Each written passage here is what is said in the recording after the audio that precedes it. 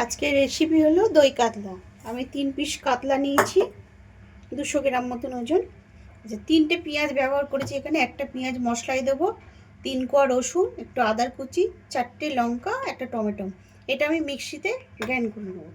আর এই পেঁয়াজটা আমি মাছের সাথে ভেজে দেবো।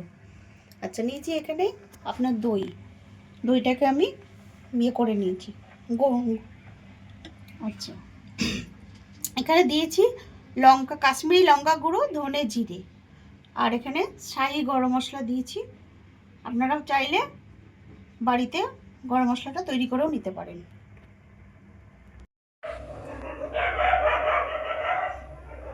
মাছটা, তেলটা গরম হয়ে গেছে, মাছটা ছেড়ে দিচ্ছি।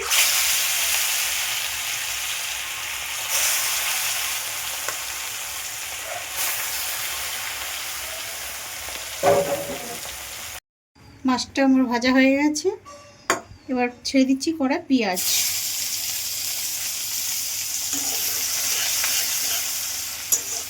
পেঁয়াজটাকে লাল লাল করে একটু ভেজে নেব। বেটে রাখা মশলাটা দিয়ে দিলাম।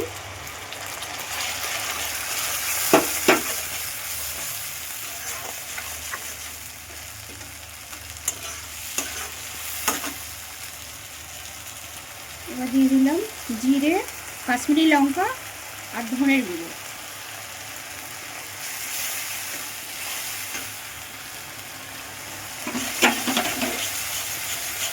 এটাকে এবার আমি ফ্রাই করব।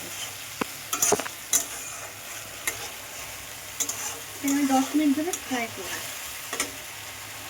হয়ে গেছে মশলাটার সাথে। এবার এর মধ্যে আমি একটু দিয়ে দেবো কাস্তুরি মেথি গুঁড়ো। এবার এর সাথে দেবো দইটা।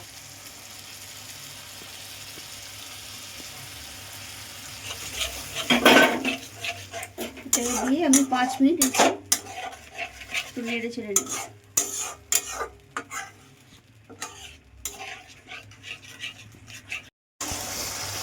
দেখুন হয়ে গেছে। এবার তেল ছেড়ে দিয়েছে, কালারটাও চলে এসছে।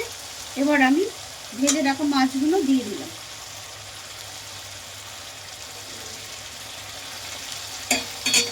মাছটাকে একটু উল্টে দেবো।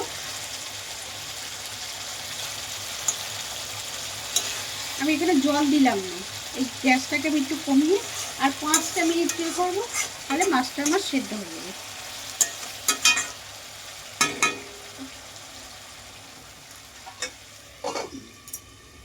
হয়ে গেছে।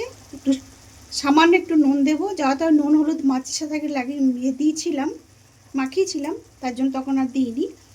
আর যে গরম মশলাটা দিয়ে দিলাম। আমার দই কাতলা কমপ্লিট। ভালো লাগলে চ্যানেলটা সাবস্ক্রাইব করবেন, লাইক করবেন, কমেন্টটা অবশ্যই কমেন্ট করবেন। আবার নতুন কোনো ভিডিওতেও দেখা হবে।